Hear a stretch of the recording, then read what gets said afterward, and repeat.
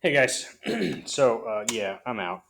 My oldest daughter got my youngest daughter's cold and was sent home from school. My wife took yesterday, and we don't have our COVID test back yet, and she still has symptoms, so they won't take her back. So here we go. Section 222. This really is going to be calculator heavy. So if you don't have a calculator right now, go ahead and pause it. I'd go grab one. You can't do the lesson today without your calculator, so go grab one from the side or use your own or whatever it is. Okay, cool. So yesterday we talked about the normal distribution, and there's a new word here, you guys. This is standard normal. Okay, and in the world of stats, when it says standard, it's talking about z-scores. And we learned about z-scores, right? Z-scores were a number that told you two things. It told you how many standard deviations away from the mean and in what direction. Okay, and all the standard normal distribution is, and we're actually not going to use this today because I want to do it with you when I'm in class. But what it is it just converts everything, right? Like all of our data yesterday, those test scores, we could convert every single test score to a z value. And in this distribution, you can see here that the mean is 0 and the standard deviation is 1. And it tells you that right up here. Okay. And so this standard normal we'll definitely get into and use, but we're going to do this problem a different way with a calculator, which is totally acceptable on the AP exam. So let's jump in and let's talk about how I could kind of connect this to yesterday. So it talks about normal, what's so normal about SAT math scores. So in 2016, 1.6 million students took the SAT. The distribution of scores out of 800 follows an approximately normal distribution, right? And then there it is. We've got a mean and we've got a standard deviation. So when a problem gives you that, you want to write, look, I'm working with a normal distribution with a mean of 508 and a standard deviation of 110. That's what that notation means. Okay? And then let's not read the question yet. Let's go do what we did yesterday. So what we did yesterday is we said, well, it's standard normal. Wow, that's an ugly curve. Sorry about that. But the mean is right in the middle, which is 508. And then we did these three tick marks, right? One, two, three, one, two, three. And all we did is we took 508 and we added 110 each time. So this would become 618. And then plus another 110, we're at 728. And then we're at 838. And then if I take 508 and I subtract 110, I get 398. And subtract 110, I get 288 and 178. And based on the fact that it was normal, right, now I have all these magical numbers along my x-axis, and I know, look, if I stop, right, one standard deviation away, that captures 68% of all data, and I use that to answer questions about percentages. But I mentioned this yesterday. This question now says, hey, about what percent of students who took the ACE scored less than 350? Well, let's go to our graph. None of those are 350. 350 is like right here, right? So that value is 350. And I tried to do a different color. I chose a terrible color of pink that's too close to red. So let me try to help you out there. That value is 350. And we're looking scored less than that. So remember, we're looking for the area under a curve. Okay. And we can't use that 68, 95, 99, 7 rule because it's not one of those numbers. Enter calculator. Okay. So we're going to learn how to do this using a calculator. It's very, very simple. So we're talking about a normal distribution, okay? And right above the vars for variables button, you see distribution in blue. So I'm going to hit second vars. And then I got a bunch of weird stuff. Now we're going to choose one of these normal ones because it's a normal distribution. And I don't want a particular value, right? I want what's the C one that stands for kind of cumulative. So I want to go down here and always use this for now. Cumulative, right? Normal with the C. So when I hit that, it's going to ask you for a bunch of stuff. And what it's asking you for as far as lower is how far left do you want me to go? You want to go to a really, really, really small number. The calculator already has one there. If it didn't, you just type in what's a really small number to you? -1 with a bunch of zeros, right? That's plenty. So I'm going all the way down to negative gazillion. And then I want to calculate the area under the curve all the way up to the high end of 350. So your upper boundary is 350. And you can see here that it's got a mean of 0 and a standard deviation of 1. Well, check it out. That is for this graph. But we are not going to use that mean and that standard deviation because this is not z-scores.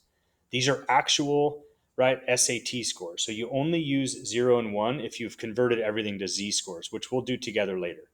So in this case, the calculator just says, hey, tell me the mean. You know the mean. It's 508. And you know the standard deviation. It's 110. Okay? And then when you hit paste, it's going to come up with this huge, long function that's typed in.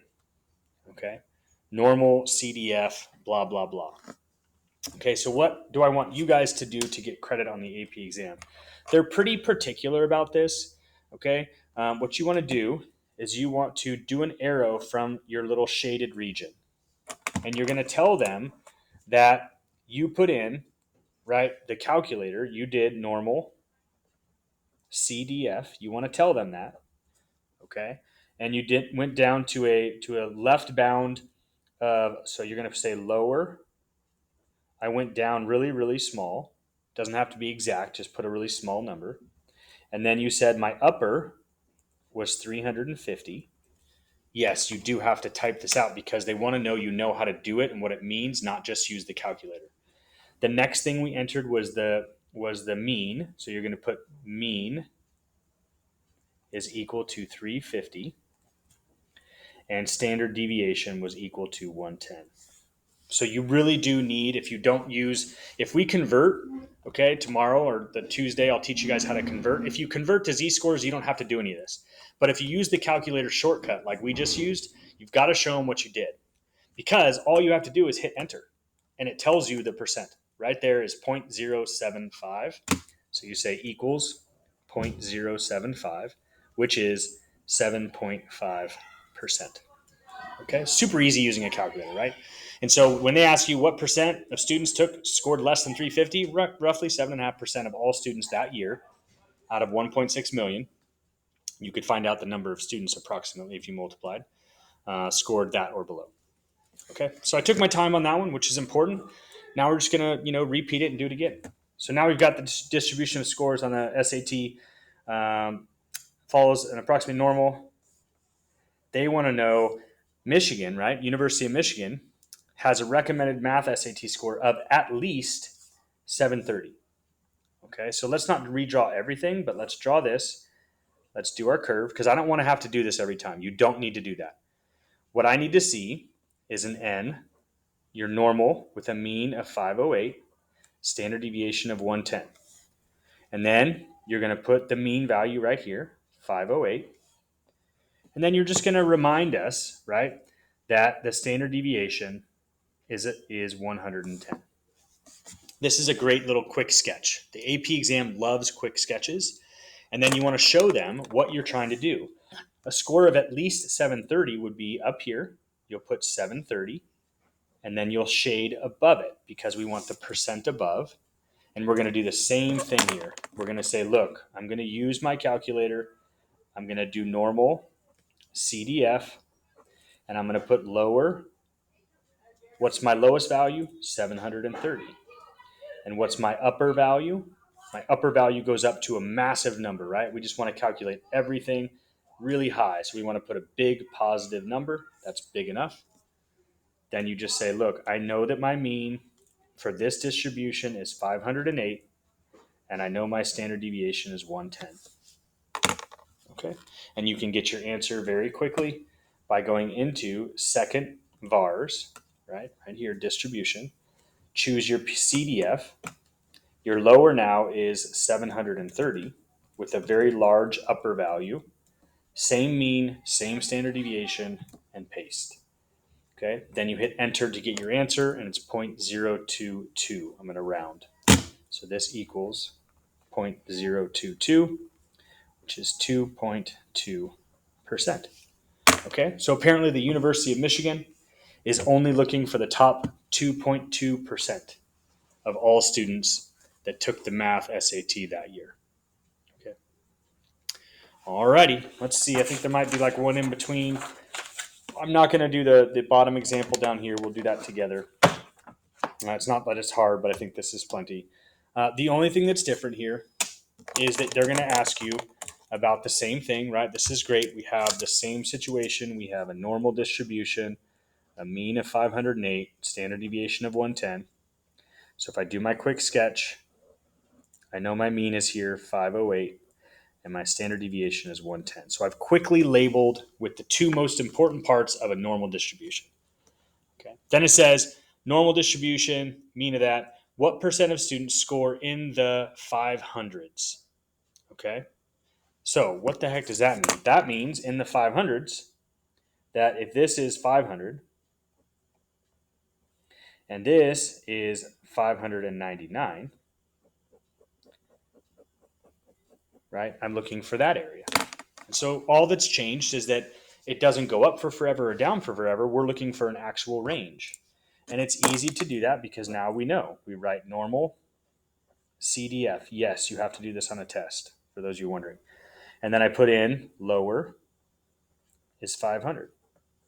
Upper, I need to stop at 599 because if I get to 600, I'm not in the 500s.